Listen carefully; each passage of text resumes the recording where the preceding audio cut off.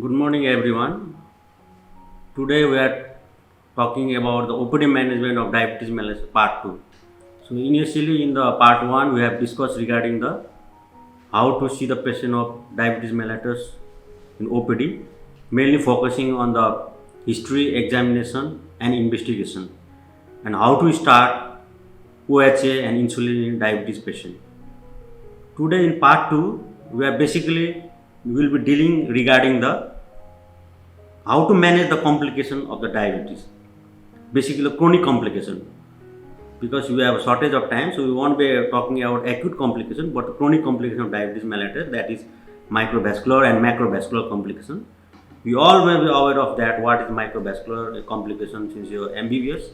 So micro is nephropathy, retinopathy, neuropathy, and macrovascular basically focusing on cardiovascular diseases like myalgic infarction and peripheral vascular disease and stroke and diabetes foot. So it is very difficult to remember everything, to memorize everything during management of this complication in OPD. So simple approach is ABCD approach of management of diabetes mellitus, which is comprising of all these complications. So what is this alphabetical strategy approach? This was developed in United Kingdom by consultant endocrinologist Dr. Vinod Patel. So ABCD, since we are reading from your nursery, so ABCD approach is A stand for advice, B stands for blood pressure control in diabetes patient, C stands for cholesterol, D stands for diabetes control or glycemic control, E for screening and treatment of the eye complication, F stands for screening and of food and dealing with the complication of food, G means guardian drugs, that is the drugs which are used in the comorbidities of the diabetes, and other alphabetical strategy not mentioned here, but we will be dealing with the nephropathy also. So as I have already told, so diabetes alphabetic strategy, if you remember this is enough in the managing the complication of diabetes in the OPD. So advice. So what are the advice you give to the patient in the with diabetes mellitus? Main important is the lifestyle changes. So in lifestyles, tell the patient not to smoke because it will lead to the cardiovascular complication like MI. Weight should be maintain the BMI, adult BMI between 20 to 23 kg per meter square in Asians, waist circumference less than 90 centimeter men and less than 80 centimeter women in Asians. Exercise, you have to at least tell the patient to exercise 30 minutes a day, at least 5 days a week, or 150 minutes per a week exercise they have to do. And details about what type of exercise I will tell will be like, they have to do the aerobic exercise for 30 minutes and 15 minutes of yoga or stretching exercise. So it should be mixed, not only or walking of the 30 minutes per day. So it should be mixed exercise, and the patient should also follow the advice of physician before doing the exercise, because if the patient is taking insulin and doing heavy exercise, they can develop a hypoglycemia.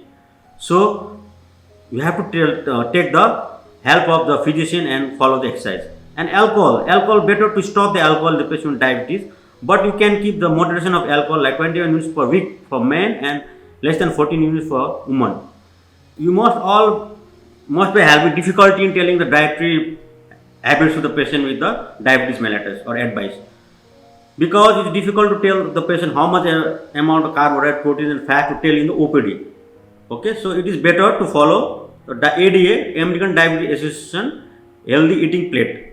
So what we see in this healthy eating plate is, they have divided the plate into 4 parts. So most of the parts should be the vegetables. Patient should have more amount of vegetables, green you can see here, and fruits. Regarding the fruits, they can eat any type of fruits, but only 1 fruit per day. They cannot take 3 or 4 pieces of oranges, because it will lead to the increase in blood sugar level. So they have to take 1 fruit per day, and you can take a carbohydrates around 30 to 50% or this much part of the plate. Okay, and if the carbohydrate should contains anything they can take, not the brown rice, white rice, but little amount. Best will be brown rice. Okay, and they can take a bread, pasta according to the advice by the dietitian. and healthy protein. So whenever the patient is taking the protein, they can take fish, or they can take, if they are taking meat, they can take fish or poultry and beans or nuts, and they can take that, but we have to limit the red meat and cheese, avoid bacon, walnuts and other processed meats. Okay, and whenever they are taking, the patient is taking the protein like meat, they should avoid protein in other forms like pulses. Whenever they taking vegetarian, they can take pulses. Okay, so they have to take a maximum of water also. Okay, and they have to take a healthy limit of oil. The oil should be less than 10% of the total diet.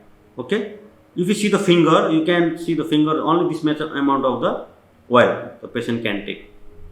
If you have a hand jab, there is a Jamaican hand jab technique for dietary advice also. You can tell the patient, like with using this hand, they can take only this much amount of oil, this much amount of vegetables, all the full hand of vegetables, and this much amount of rice. Okay, this you can tell to the patient. So after the dietary advice, another important complication associated with the diabetes is the hypertension. So what is the ideal blood pressure in the patient with diabetes? It should be less than 140 by 80 millimeter mercury if the patient has no complications. Okay, but if the patient has a complication like macrovascular complication, you have to decrease the blood pressure by less than 130 by 80 millimeter mercury, or less than 125 by 75 if the diabetic nephropathy is present. So drug of choice for reduction of blood pressure in patient with diabetes is AC inhibitor or ARB. So AC inhibitors like enalapril, capryl, anything you can start. ARB like losartan, telmisartan, anything you can start. Or if the patient blood pressure is not targeted by less than 180 to 130 with one drugs, you can go up to the 3 drugs. But if your patient is using more than 3 drugs, then you have to evaluate the patient for the secondary hypertension. They can have underlying Cushing's, they can have underlying acromegaly, or other secondary causes of secondary hypertension. You have to, or obstructive sleep apnea, so you have to see for that. The patient also have to decrease the salt intake. How much salt intake they should decrease?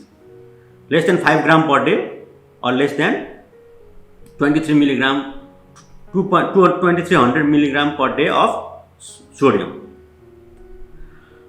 So how do we approach? So what is the recommended treatment of combined confirmed hypertension people with diabetes according to American Diabetes Association? You can see here, if the patient blood pressure is more than 140 by 90 and less than 160 by 100 millimeter of mercury, start with the one agents. Basically start with the ARB or AC inhibitor, and we have to check for albuminuria. If the patient is having albuminuria, ARB is a drug of choice. But there is no albuminuria, means their proteinuria, the 300 milligram per day of albumin in 24 hours more than, then there is no albuminuria. You can either start with ARB, AC inhibitor, or calcium channel blocker, amlodipine, or diuretics.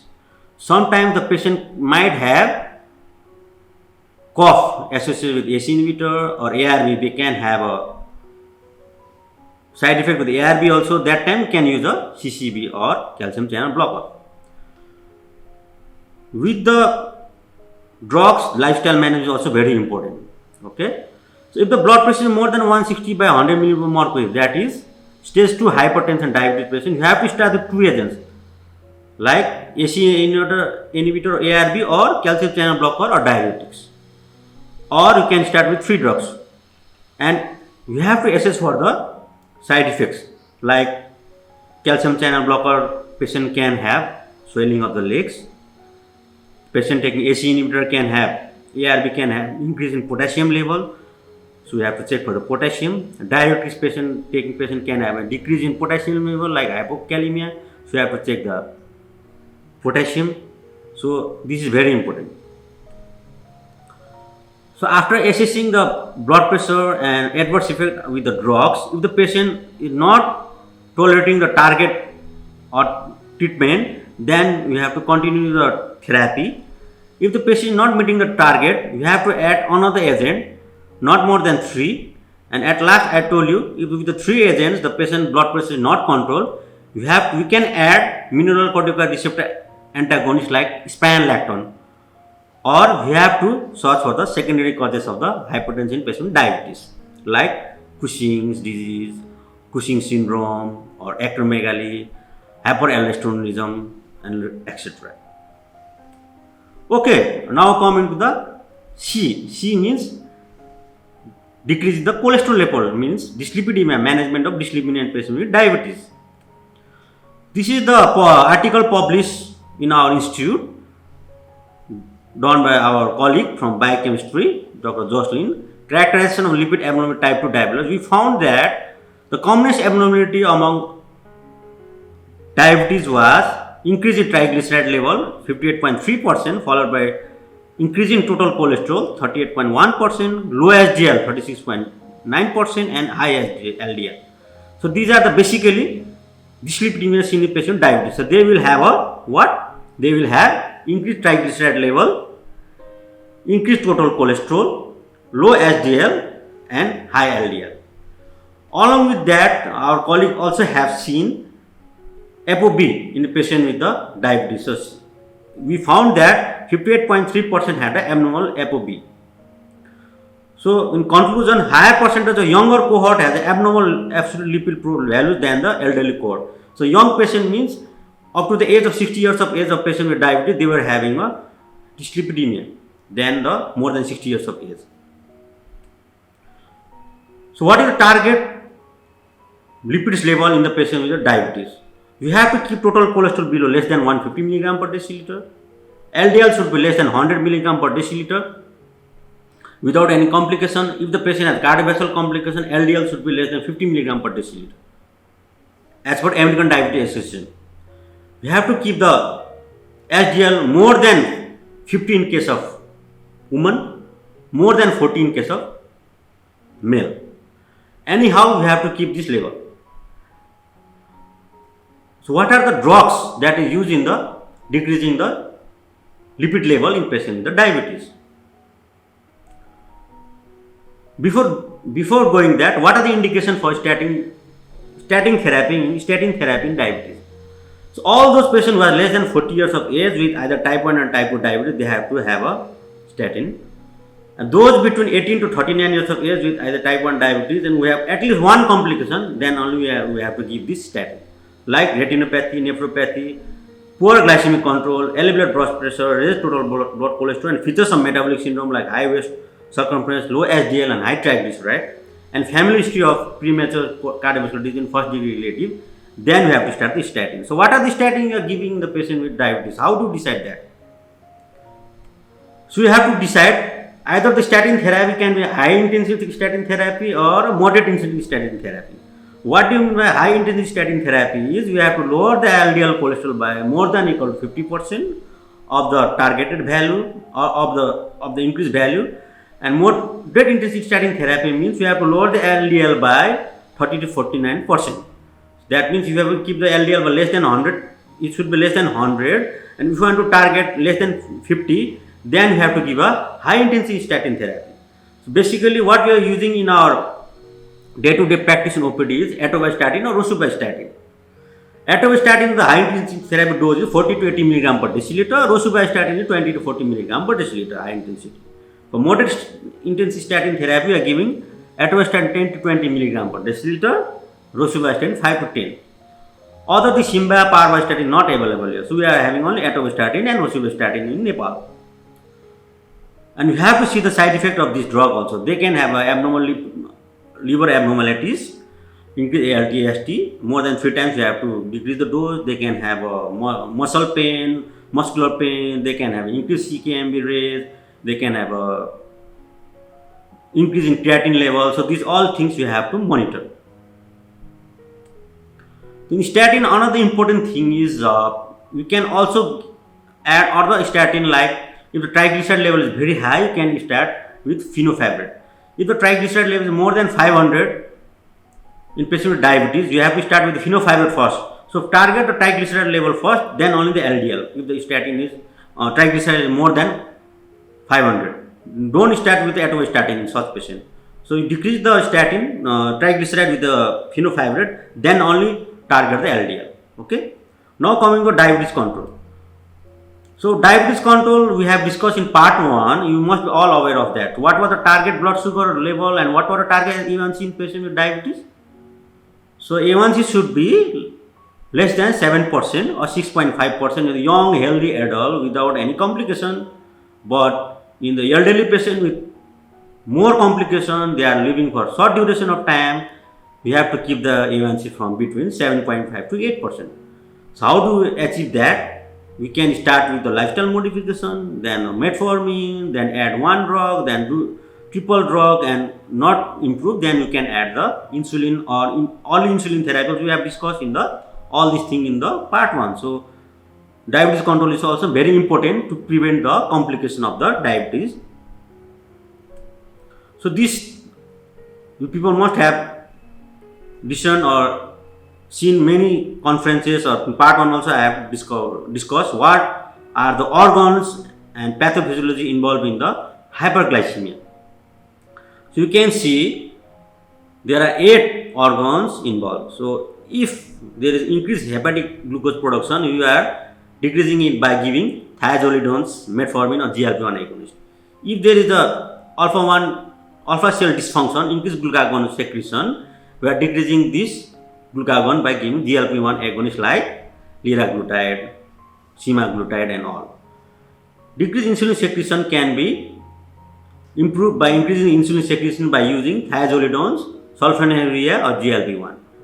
Decreased incretin effect can be improved by increasing the incretin effect by GLP-1 agonist. Like that, decreasing the lipolysis can be done by thiazolidines. So you have to know this pathophysiology and organ, then you can choose the drug. So we have discussed already in the part 1. So this also we have discussed how to start with the lifestyle, metformin, GLP and SGLT2 inhibitors. Now coming to the complication of the, how to prevent the complication, how to screen the eye complication in patients with diabetes. So let's start with the case. So this is Mr. A has uncontrolled diabetes for 20 years. His fundus photograph is shown below. So what you can see here, my dear friends and my dear interns, you can see here there is a flame shaped, yellow flame shaped exudates, and you can see dot hemorrhages. No, so this is the pictures of proliferative diabetic retinopathy. Okay, mild proliferative diabetic retinopathy is going to be moderate proliferative diabetic retinopathy. So you have to know how to look for a fundus. This is very important. Every patient of diabetes, you should look for a fundus. And there is also an article published in our BPKHS from our ophthalmology department by Dr. Shailesh Mani Pokhrel. The title was Prevalence and Risk Factor for Diabetic Retinopathy Among the Patients with Diabetes Mellitus in Dharan Municipality. It was done among all the Dharan municipality ward cross-sectional study done on a community based 418 subjects, and it was found that the prevalence of diabetic retinopathy was 38.8%. You can see almost 40 or 50% of patients of diabetes having retinopathy. That is bad, not good result. Among them, mild, moderate and severe and very severe non-proliferative diabetic retinopathy 9.1%, 16.3 and 6.71 respectively. So severe non-proliferative diabetic retinopathy was more, 17.2. So what was the risk factor for that? So risk factor included age, hypoglycemic drugs intake, family history, duration of diabetes, and significant association with the occurrence of diabetic retinopathy. So it is very important. It is done in Dharan municipality. So it is very important in our part of society in Dharan to screen the patient of diabetes for the retinopathy. Every patient should be screened. So what are the guidelines telling for the screening of the diabetes retinopathy? According to the guideline, if the patient is having type 1 diabetes, the patient should have a screening of eye during the initial diagnosis of the diabetes and after 5 years. But in type 2 diabetes, they should have screening of eye whenever they are having a diagnosis of diabetes and yearly. Okay, that is the guidelines telling. So these are the pictures of what are the types of diabetic retinopathy. It is background retinopathy, non-proliferative diabetic retinopathy, mild, moderate and severe diabetic retinopathy. So if you are having a difficulty in seeing with the fundus, using the fundus. Nowadays they have developed retinal photography that helps in using the diagnosis of diabetic retinopathy very easily. So according to American Diabetic Association, they have told you can use retinal photograph also. A such program had to be provide pathways for timely referral for the comprehensive eye exams when indicated. So I already told women with pre-existing type 1 and type 2 diabetes who are planning for pregnancy, who are pregnant should be counseled on risks of development and progression of diabetic retinopathy. So GDM patients should be screened for retinopathy every trimester, which most of them or most of in our OPD is not following. So GDM patients have to screen for diabetic retinopathy every trimester. And eye exams should occur before pregnancy or first trimester in patient with pre-existing type 1 diabetes. That which I am telling like so. And after postpartum also they have to be assessed for retinopathy. So what are the treatment of diabetic retinopathy? So the basic treatment is you have to control the blood pressure, lipids and hypertension.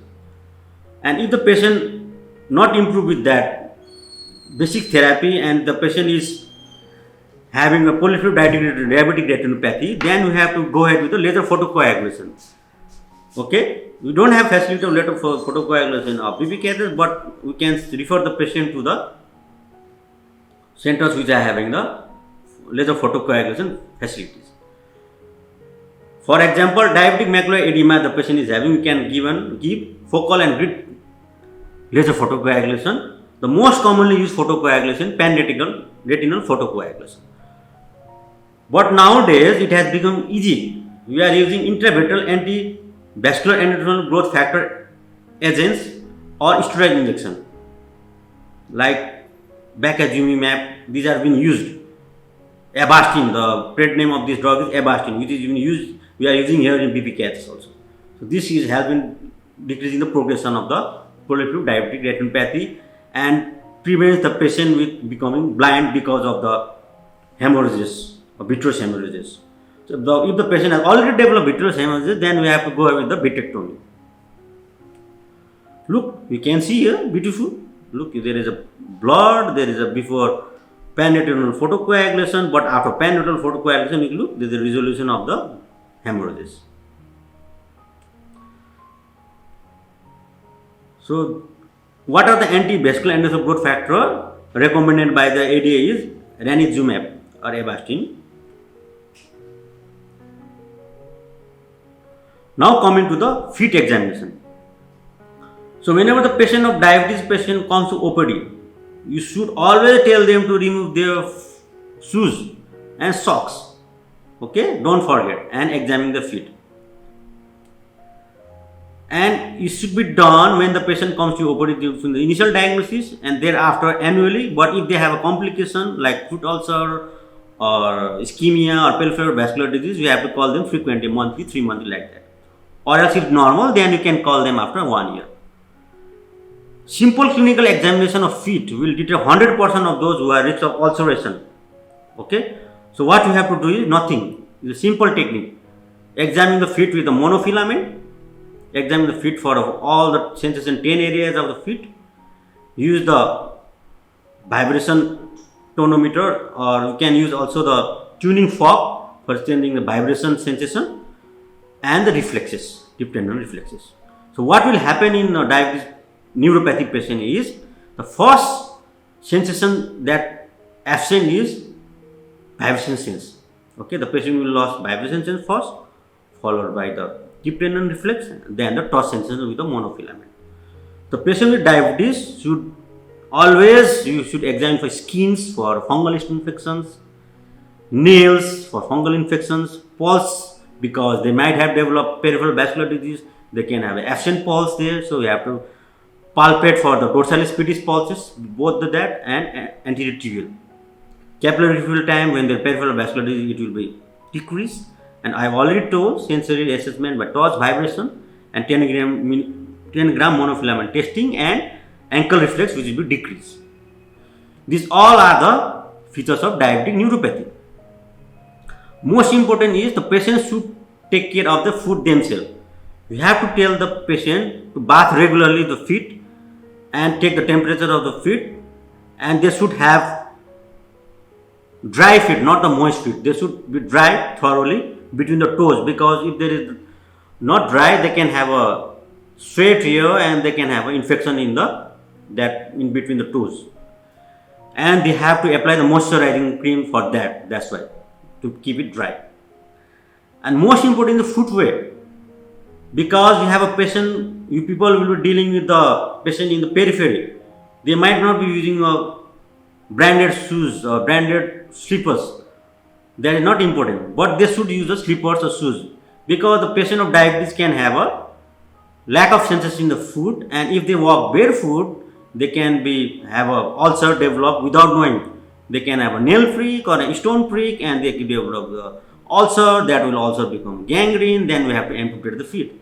So tell the patient to use a slippers or socks or shoes. Okay, and they should check the nails, and they should not cut the nails mistakenly. Okay, they have certain technique to cut the nails. We can be talking all these details now. We will be talking in the next classes for diabetic foot only. And they should not use blades or other corn preparation. Like when there were corn in the diabetic foot, we are using corn cap. That will make the ulcer, and then patient have to amputate the foot. So these are very important. So what is the management of diabetic neuropathy now? So all the diabetes patient complications, you have to control the sugar level, you have to control hypertension, and if the patient is having the painful diabetic neuropathy, you can give a NSAIDs like tramadol to decrease the pain and improve the nerve function and nerve toxin. We start with usually the pregabalin patient, diabetic neuropathy patient, and we also start with the duloxetine. And if not improve, we are adding the anti-lipid drug like sodium valproate and others. Okay. So now coming to the guardian drugs. So what are the drugs used in the prevention of cardiovascular prevention of diabetes? That is known as guardian drugs, which we have already discussed. So aspirin can be used. You can use ACE inhibitor, statin. You can also use you can also use a combination of ACE inhibitor and ARB, but you have to be cautious with the measurement of sodium and potassium in such if you are using ACE inhibitor and ARB combinations. So in a short summary of this alphabetic tragedy, we are left with the nephropathy also. See, the N is not involved in ABCD, so I will be discussing after this. So in summary of this alphabetic tragedy, we can tell advices on smoking, stop the smoking, diet, ADA plate, weight, maintenance of weight less than 10% of the body weight, exercise 150 per minute per week, driving and educational aspects of the driving. If the patient is driver and diabetes, he should have a card carry with him, and he should not have hypoglycemia. Blood pressure control should be less than 130 by 80 millimeter mercury BP. Cholesterol total cholesterol less than 150 milligram per deciliter. Diabetes control A1C less than 6.5 or less than 7. And we have to avoid the hypoglycemia patient with diabetes. Eye examination annual, feet examination annual, and guardian drugs. So this is the diabetes care score card used in the UK. We have an Indian diabetes score also, but not the Nepal. So you can follow anyone. So this, since I have told ABCD. So if the patient is having all these complication of diabetes, and you can keep 1 point accordingly. So if the patient having 9 to 10 point, that means excellent diabetes control. If they are following all this. If the patient has less than 6 point, then the patient needs improvement. Okay, you can follow this regarding the treatment of the diabetes patient. So now coming to the another complication, important complication of the chronic complication of diabetes mellitus. You must be knowing. So let's go with the case what we are dealing with. So patient is X, 50 years, known to have diabetes for 15 years. He is an OHL like sulfonylurea and metformin all along, present with polyuria. He has symptoms of osmotic symptoms. On examination, his blood pressure 160 by 100. That means he has stage 2 hypertension. Weight is 70 kg and height is 162 centimeter. Means he is overweight. On investigation, we can see fasting is 210. So it is high. The target fasting blood sugar level in patient with diabetes is how much? It should be 80 to 130 milligram per deciliter. A1C 11.7 is very high. He is a mid-elderly patient, and A1C 11.7 means if more than 9% of A1C level and osmotic symptoms, we have to start insulin. We have already discussed in the last class in part 1.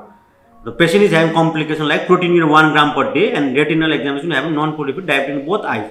So basically what this patient diagnosis is simple. The patient is having type 2 diabetes with hypertension, with overweight, with uncontrolled blood sugar level, and with a diabetic nephropathy and diabetic retinopathy. So diabetic nephropathy, whenever the patient of diabetic retinopathy is there, 90% time of the patient will be having diabetic nephropathy. So you have to screen for the proteinuria and urea creatinine in such patients. So what are the investigations you will do now in such patients? How will you manage? So you will do urea creatinine and calculate the GFR, and you will do the proteinuria. And management we will be discussing in the subsequent slide. The same thing repeated here. So the patient is having, you have to do the same thing. Answer is that urea creatinine 24 unit protein. So what is the main important management in this patient of diabetes in this particular patient is, since if the patient creatinine is already developed stage 3 CKD, chronic kidney disease, like GFR is less than around 50 per meter square, then in such patient you have to stop metformin, because it will cause lactic acidosis and patient will land with a complication. So you have to stop the metformin. Sulfonylurea also you can give this small doses, but since the patient is having a higher HbA1c level, you have to start with insulin in this patient. You have to stop OHA, and OHA is mainly the metformin, and sulfonylurea you have to stop, because if you give insulin with sulfonylurea itself causes hypoglycemia, and metformin, and if you add insulin, they will have a more hypoglycemia. So you have to stop the sulfonylurea and start with the insulin. Coming to the diabetic nephropathy in short, if the patient is having albuminuria more than 300 mg per deciliter, in diabetes patient, that is associated with retinopathy, that patient is diabetic nephropathy. In type 1 diabetes patient can have normal albuminuria to end stage renal disease. In type 2 diabetes patient, the natural history is same, but progress less predictable, and 50% of die of coronary artery disease rather than renal failure. And I have already told in the previous slide also, if the patient is having more than 300 mg per day of albumin in 24 hours, then is the proteinuria. If a patient has 30 to 299 mg per day, then is a microalbuminuria. So you have to pick a patient of diabetes nephropathy within the microalbumin stage only. That will help in stopping the progression of the diabetic nephropathy or chronic kidney disease. Okay.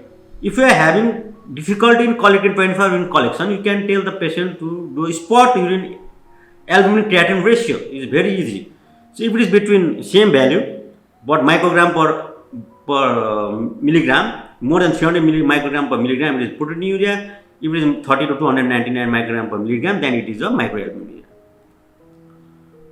There is a new term used by American Diabetes Association. They have used the term like increased urinary albumin excretion. So the normal increased urinary albumin excretion is less than 30 microgram per milligram, but if it is more than 30, then it is a increased urinary albumin excretion. So what is the screening? For screening, spot urine albumin creatinine ratio and eGFR has to be done in type 1 diabetes with a duration of 5 years as per American Diabetic Association guidelines. In patient with type 2 diabetes, you can use the GFR and urinary albumin monitor 6 monthly. This is the staging of diabetes, nephropathic or diabetic kidney disease, CKD. This all you will be aware of that. I won't be telling details. So what is the treatment of diabetic nephropathy or chronic kidney disease or diabetic kidney disease? So it's always blood pressure control, glycemic control, protein restriction, lipid control, ACE inhibitors and ARB. So in glycemic control, I already told what you do. You can avoid metformin, but you can use drug like sulfonylurea, linagliptin. Linagliptin is safe in patient with diabetic nephropathy. You don't any CKD patient, linagliptin, DB4 inhibitors. And insulin. The insulin that is used in patient of diabetic nephropathy, diabetic kidney disease is regular insulin is used first, and you can use analog insulin like Lispro and Aspart. If you want to start a basal bolus therapy, you can start with the glargine, but better to start with the regular insulin or short-acting analog insulin. Blood pressure control, we have to keep the blood pressure less than 125 by 75 milligram per mercury of Hg, millimeter of Hg. And it can be achieved with ACE inhibitor ARB if creatinine is normal or if creatinine is 2 also and potassium is not high. You can use that, or if the potassium is high, you cannot give ACE inhibitor ARB. You have to start with the CCB like amlodipine, or you can give alpha blocker like prazosin. Lipid control we have already discussed. Protein restriction, you can give protein of around 0.8 to 1 gram per day, kg per day in case of patient with the diabetic nephropathy. Not only the in chronic kidney disease patient with diabetes, we have to assess for whether they are having acute complication or complication which are mentioned here at American Diabetes Association like volume overload. You have to tell the patient to undergo hemodialysis. Electrolyte abnormality, they can have a CKD patient can have hypocalcemia, hyperphosphatemia. Okay, they can have a hyperparathyroidism, metabolic acidosis, anemia, and all these things. We have to look for that. Metabolic bone disease like hyperparathyroidism secondary, so we have to check for vitamin D, PTS, phosphate, and calcium. So this is very important slide in OPD management. Renal failure and anti-diabetic therapy. So biguanides is contraindicated if GFR less than 30. Reduce the dose of GFR if it is between 40 to 45. That is metformin. Sulfonylurea is the best avoided, that like glimepiride. Short-acting agent like glipizide and gliclazide may be used in mild to moderate renal insufficiency. Repaglinide is safe in kidney failure. Glitazone ACAR was avoided because glitazone itself causes swelling of the legs, and how can you give that? DPP-4 inhibitors only except linagliptin we can give blindly linagliptin. No need to monitor anything. But sitagliptin, saxagliptin, betagliptin, we have to do the dose adjustment.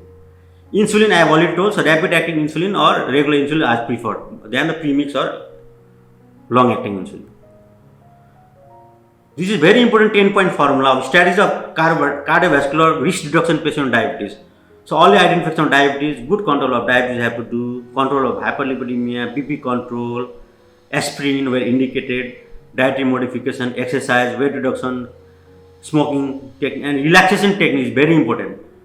We only focus on only the sugar like lipids, BP control, exercise, modality, but smoking, alcohol, but most important is relaxation technique. Stress should be reduced because depression, stress is one of the important factors that will raise the blood sugar level. So they tell the patient to sleep for 6 to 8 hours per day, do yoga, do meditation. Okay. Thank you. This was the end of our topic today. Thank you very much. If you have any doubt, you can ask me through Facebook or call or anything. Thank you very much.